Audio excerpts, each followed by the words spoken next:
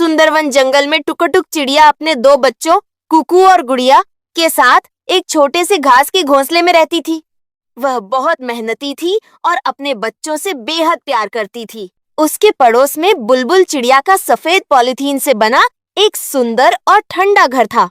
एक सुबह बुलबुल ने मुस्कुराते हुए आवाज लगाई, चलो सभी बच्चों, अब नहाने का समय हो गया है। सब एक एक करके पूल में जाओ, आज खूब मस्ती करेंगे। जंगल के कई पक्षी अपने बच्चों को बुलबुल के पूल में नहलाने लाते थे, लेकिन बदले में बुलबुल सबसे 2 टोकरी मीठी पहाड़ी बेरियां मांगती थी। कुकू और गुड़िया भी पूल को देखकर खुश हो गए। कुकू बोला, मम्मा, हमारा भी मन इस पूल में नहाने का करता है, प्लीज हमें भी भेज दो ना। गुड़िया ने उत्साह से कहा, हाँ मम्मा, देखो सभी बच्चे कितनी मस्ती कर रहे हैं, हमें भी बहुत मस्ती करनी है। बच्चों की बात सुनकर टुकटुक उन्हें लेकर बुलबुल के पास गई। बुलबुल बहन, मेरे भी बच्चे तुम्हारे इस पूल में नहाना चाहते हैं, क्या आज आप इसको थोड़ी देर नहाने दोगी? बुलबुल ने सिर हिलाते हुए कहा, टुकटुक बहन, तुम्हें तो नियम पता है, पहले पहाड़ पे जाओ और मेरे लिए 2 टोकरी बेरिया लेकर आओ, फिर तुम्हारे बच्चे जितनी देर चाहे वो इस पूल में खेल सकते हैं। टुकटुक ने विनम्रता से कहा, बुलबुल बहन, अभी मेरे पास इस वक्त बेरिया नहीं है और मेरे बच्चे छोटे हैं, मैं इस समय बेरिया लेने नहीं जा सकती। तुम कल मेरे से बेरिया ले लेना, अभी मेरे बच्चों को नहाने दो।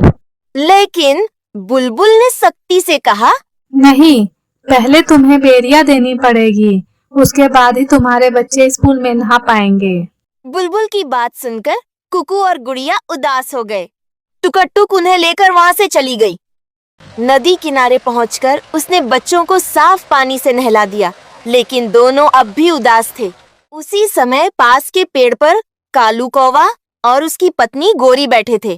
कालू ने नीचे देखा और बोला, गोरी, देखो ना टुकटुक कितनी उदास लग रही है, क्यों ना मैं पहाड़ी से इसके लिए बेरिया लाकर इसकी मदद कर दूं। गोरी ने तुरंत कहा, तुम्हें तो हमेशा दूसरों की ही मदद करनी होती है, हमारी बेटी भी कब से कह रही है पूल में नहाने की, पहले अपने घर का तो ध्यान कर लो। ये कहकर वह कालू को अपने साथ ले गई। टुकटुक यह सब देखकर और निराश हो गई। तभी पेड़ के पीछे से एक बूढ़ा कौवा निकल कर आया। उसने पूछा, अरे टुकटुक बेटी, इतनी चिंता क्यों कर रही हो, क्या बात है, बताओ मुझे। टुकटुक ने दुखी होकर कहा, क्या करूं दादा, बच्चे पूल में खेलना चाहते हैं पर मेरे पास बेरिया नहीं है, इसलिए मैं उदास हूँ। बूढ़ा कौवा मुस्कुराया, बस इतनी सी बात, तुम बच्चों को मेरे पास छोड़ जाओ और पहाड़ी से बेरिया ले आओ, मैं इनका पूरा ध्यान रखूंगा तुम्हारे आने तक। टुकटुक थोड़ी हिचकिचाई, दादा, आप सच में मेरे बच्चों का ध्यान रखेंगे ना? टुकटुक थोड़ी हिचकिचाई, दादा, आप सच में मेरे बच्चों का ध्यान रखेंगे ना? अरे बिल्कुल रखूंगा, बस लौटते समय एक टोकरी मेरे लिए बेरिया भी ले आना। बच्चों की खुशी के लिए टुकटुक तैयार हो गई। ठीक है दादा, मैं जल्दी वापस आ जाऊंगी, आप इनका ख्याल रखना और आपके लिए एक टोकरी बेरिया भी ले आऊंगी। इतना कहकर वो पहाड़ी की तरफ उड़ गई। पहाड़ी पर पहुंचकर टुकटुक बेरियां तोड़ ही रही थी कि अचानक मौसम बदल गया। आसमान में काले बादल छा गए, तेज हवाएं चलने लगी और देखते ही देखते भयंकर तूफान शुरू हो गया। टुकटुक घबरा गई। हे भगवान, अब क्या होगा, मौसम तो खराब होता जा रहा है, लगता है तेज बारिश होगी। बारिश इतनी तेज थी कि वह आगे नहीं बढ़ सकी और रास्ते में मीनू मौसी के घोंसले में शरण लेनी पड़ी। उधर जैसे ही बारिश शुरू हुई, बूढ़ा कौवा घबरा गया।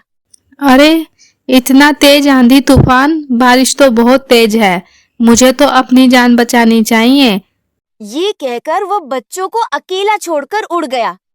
कुकू कांपते हुए बोला, गुड़िया बहन, मुझे तो ठंड लग रही है, मम्मा अभी तक वापस क्यों नहीं आई, कहीं मम्मा को कुछ हो तो नहीं गया। गुड़िया भी डर गई थी। अरे नहीं भाई, मम्मा जरूर वापस आएगी, हमें थोड़ी हिम्मत रखनी चाहिए, अब तो मुझे भी ठंड लग रही है। दोनों बच्चे बारिश में भीगते हुए एक कमजोर डाल पर बैठे थे। तभी उसी पेड़ के तने के अंदर से तोता दादा बाहर आए। उन्होंने बच्चों को देखा तो उनका दिल पिघल गया। तोता बोला, अरे बच्चों, तुम इस भयंकर तूफान में यहाँ क्या कर रहे हो? जल्दी से अंदर आ जाओ। कुकू बोला, दादा, हमारी मम्मा दूर पहाड़ी पर बेरिया लेने गई हैं और कौवा दादा हमें यहाँ अकेला छोड़कर चले गए। तोता दादा ने तुरंत दोनों को अंदर बुला लिया।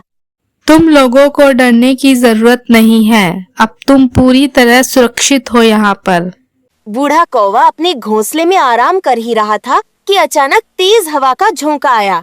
धड़ाम, उसका पूरा घोंसला टूटकर नीचे गिर गया और पानी में बहने लगा। वह घबराकर इधर उधर भागने लगा।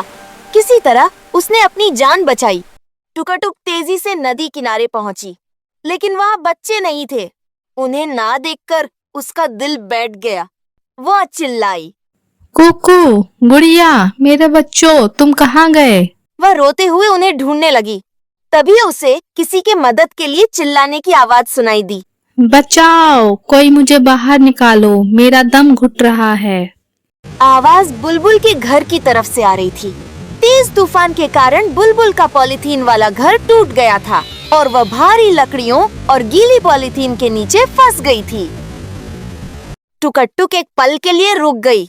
उसे याद आया कि इसी बुलबुल ने उसके बच्चों को पूल में नहाने नहीं दिया था, लेकिन अगले ही पल उसने सारी नाराजगी भुला दी। वह तुरंत बुलबुल की मदद के लिए दौड़ी।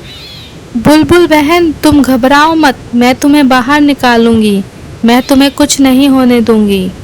टुकटुक ने पूरी ताकत लगाकर लकड़ियां हटानी शुरू कर दी। वह अपनी चोंच और पंजों से गीली पॉलीथीन को खींचने लगी। काफी मेहनत के बाद आखिरकार बुलबुल बाहर निकल आई। उसी समय पास के पेड़ के तने से तोता दादा बाहर आए। उनके पीछे कुकू और गुड़िया भी दौड़ते हुए बाहर निकले। गुड़िया ने कहा, मम्मा मम्मा, हम यहाँ हैं। हमारी जान तोता दादा ने बचाई। अगर ये ना होते तो हम बहुत बड़ी मुसीबत में फंस जाते। तोता दादा मुस्कुराए। टुक टुक बेटी, जो दूसरों की भलाई करता है भगवान उनकी रक्षा खुद करते हैं। तुम दूसरों की भलाई कर रही थी और भगवान तुम्हारे बच्चों की रक्षा कर रहा था। बुलबुल ने शर्म से सिर झुका लिया। वह बोली, टुक टुक बहन, मुझे माफ कर दो। मैंने बेरियों के लालच में तुम्हारे बच्चों को पूल में नहीं जाने दिया और तुमने मेरी जान बचाकर मुझ पे बहुत बड़ा एहसान कर दिया। बहन, मेरा मानना है मुसीबत के समय पुरानी बातें भूलकर एक दूसरे की मदद करनी चाहिए।